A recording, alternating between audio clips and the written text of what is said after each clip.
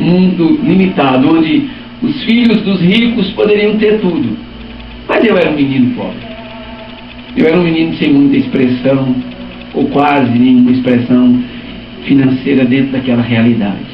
E eu via no Natal os meus vizinhos, porque a criança, quando termina o dia de Natal, o bom, o gostoso é de manhã. Você correr com seu brinquedo e olha, você vai para a rua mostrar seu brinquedo para os seus colegas. Todo mundo quer fazer isso. Então a festa é essa. É você, o que você ganhou? O que você ganhou? E aquele negócio todo.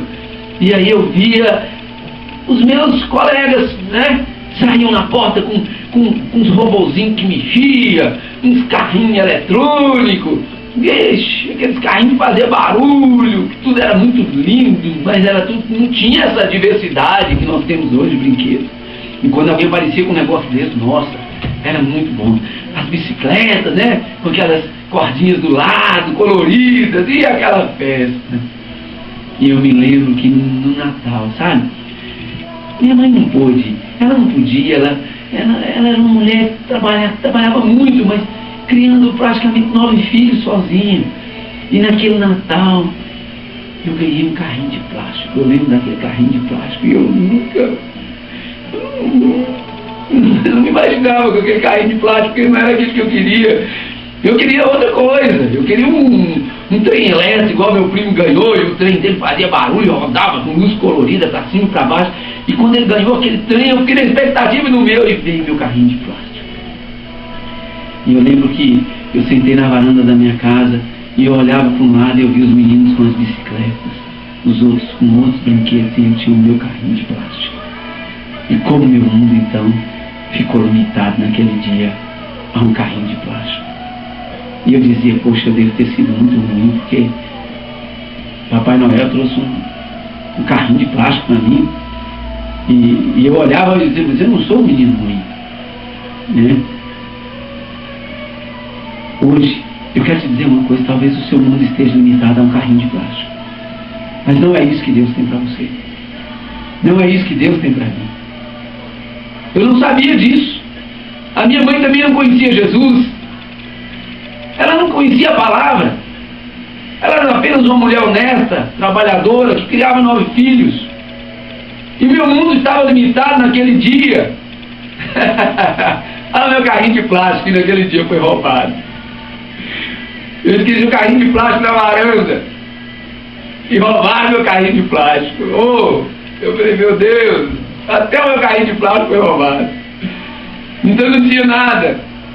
E aí, quando a minha mãe me viu chorando por causa do carrinho que foi roubado, veja bem, agora eu já chorava pelo carrinho de plástico que tinha sido roubado. Não era o que eu queria, mas era tudo que eu tinha. Não era o meu sonho, mas era o que eu tinha. Entende, querido? Hoje você pode estar falando assim, pastor, minha vida emocional se limita a um carrinho de plástico. A minha vida financeira se limita a um carrinho de plástico. As minhas emoções estão limitadas hoje a um carrinho de plástico, pastor. Não é nada daquilo que eu quero, mas é tão pouco. O meu mundo está tão pequeno, o meu mundo está tão limitado, pastor. O meu mundo não rompe. Eu olho para um lado e para o outro, eu vejo de um Deus, pastor, que faz tanto na vida de outras pessoas e na minha ele não faz. E eu estou a ponto de não acreditar mais nesse Deus, ou então acreditar e não esperar mais nada dele. Está errado. Está errado. E olha, minha mãe me deu um guarda-chuva para substituir o carrinho de plástico. Eu falei, meu Deus, um guarda-chuva. E naquele dia choveu. Olha como é que Deus é bom. Naquele dia que ela substituiu o carrinho de plástico pelo guarda-chuva, choveu. E eu abri meu guarda-chuva e os meninos tiveram que correr para dentro de casa com seus robozinhos, com suas bicicletinhas, e eu fui brincar na enxurrada com o meu guarda-chuva.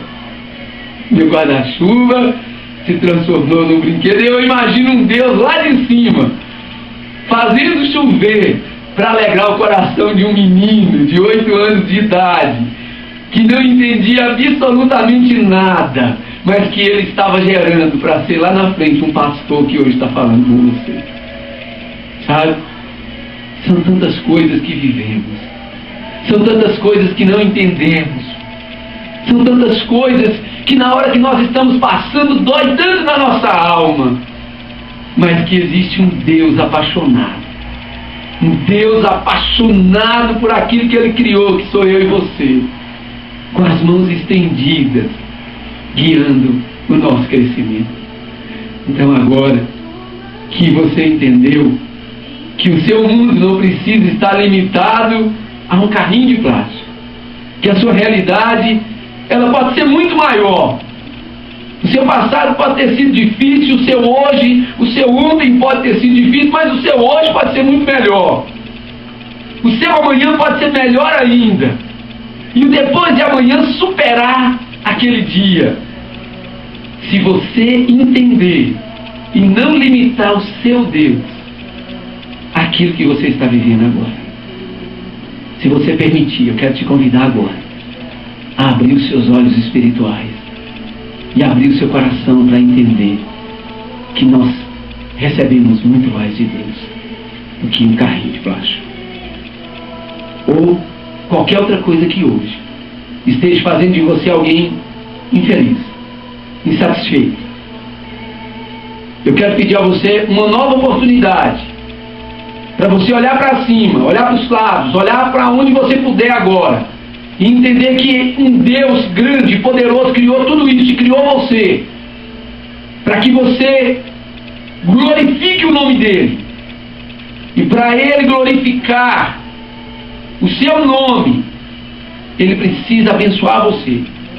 É isso que Deus quer fazer. Então hoje, a palavra de Deus está em João, capítulo 4, a partir do versículo 1. Olha só, vamos lá. Os fariseus ouviram falar que Jesus estava fazendo e batizando mais discípulos do que João, embora não fosse Jesus quem batizasse, mas os seus discípulos. Quando o Senhor ficou sabendo disso, saiu da Judéia e voltou uma vez mais a Galiléia. Era-lhe necessário passar por Samaria. Assim, chegou a uma cidade chamada Sicá, perto das terras de Jacó, que deram ao seu filho José. Havia ali o poço de Jacó, e Jesus, cansado da viagem, sentou-se à beira do poço, e isso se deu por volta do meio-dia. Nisso, veio uma mulher samaritana tirar água e disse-lhe Jesus: dê-me um pouco de água. E os seus discípulos tinham ido à cidade comprar comida.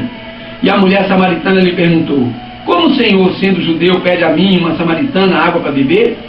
Pois os judeus não se dão bem com os samaritanos. E Jesus lhe respondeu: se você conhecesse o dom de Deus e quem lhe está pedindo água, você lhe teria pedido e ele lhe teria dado a água da vida. E disse a mulher: o Senhor não tem com que tirar água e o poço é fundo. Onde posso conseguir esta água viva?